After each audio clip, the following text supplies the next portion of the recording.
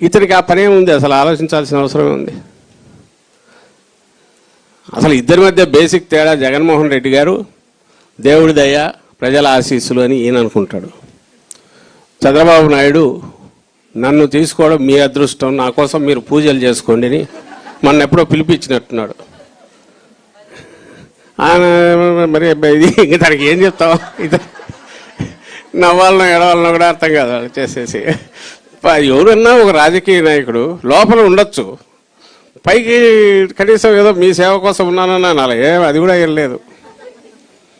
నా భాగ్యం, నేను ఉండడం అనేది మీ భాగ్యం, మరి నేను పోకుండా చూసుకోవడం మీ బాధ్యత, మీరు పూజలు చేయండి అని అంటానంటే తను ఏదో మరి ఎక్కడో పోయింది, అది పక్కకి ఎక్కడికో తెగిపోయింది అనుకోవాలి, లింక్ తెగింది అనుకోవాలి.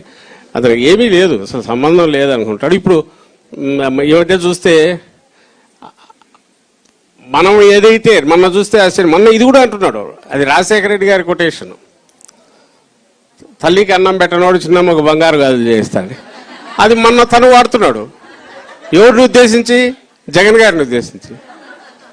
అసలు ఆశ్చర్యం. ఆమె భువనేశ్వరమ్మ, ఆమెది కూడా వినిటారనుకుంటా మీరంతా ఈ మధ్య.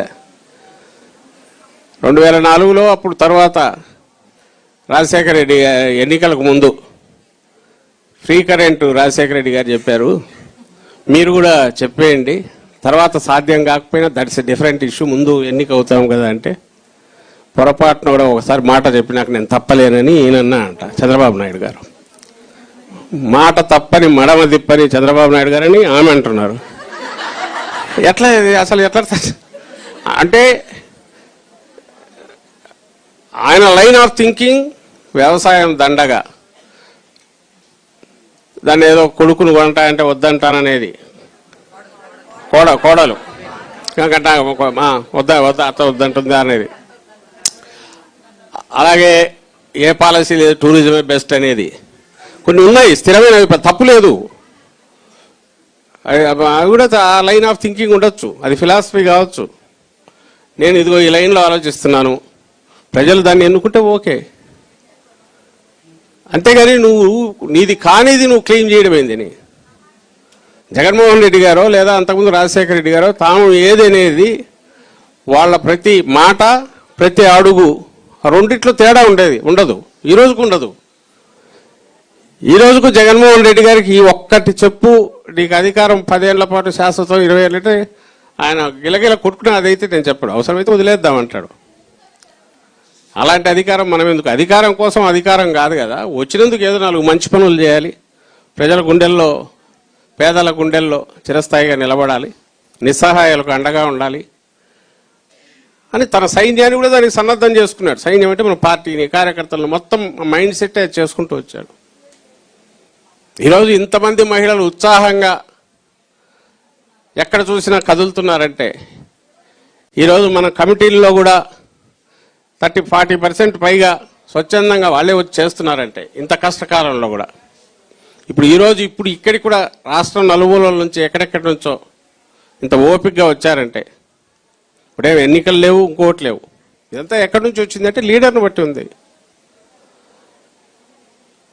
ఈ తేడా ఇట్లా ఉండాలని నేను అనను. ఒక్కొక్క నాయకుడు ఒక్కో రకంగా బిహేవ్ చేస్తాడు, ఒక్కొక్క నాయకుడు ప్రజల్లో ఎక్కువ ఉంటాడు, ఒకరు ఉండకపోవచ్చు, తప్పు లేదు.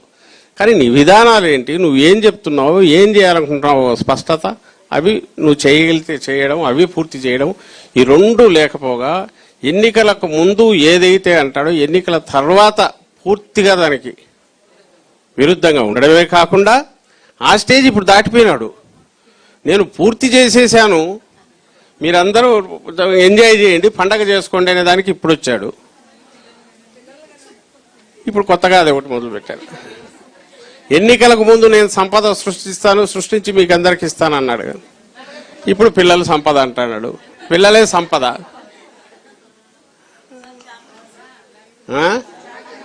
ఏమా? సో దీనికి సంబంధించినంత వరకు ఈయన నేనేమవుతున్నా, జోకర్ అయితే అనుకోను, కావాలని ఒక జోక్లో సమాషకు అన్నట్టు అన్నది వెనక ఒక క్రూరమైన విషయం ఉంది. ఇప్పుడు ఈరోజు అందుకే చంద్రబాబు మోసం చేశాడంటే చంద్రబాబు మోసం కాక ఏం చేస్తాడని అనుకొని అడ్జస్ట్ అవుతారనే రోజు దీనికి వచ్చేసింది సిచ్యువేషన్.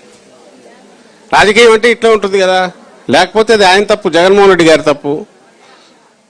అలాగే చంద్రబాబు నాయుడు మోసం కాక ఏం చేస్తాడు, చంద్రబాబు నాయుడు అబద్ధం కాక ఏమాడతాడు, మీరు మీ మీ పిచ్చి కానీ మీరు ఎక్స్పెక్టేషన్స్ ఏంటి అని అనుకున్నా ఆయనకు పర్లేదు, తాను దాటేస్తే చాలా, ఆ రోజుకి అది అయిపోతే చాలు. ఇప్పుడు 2 ఏళ్ళు అయిన సందర్భం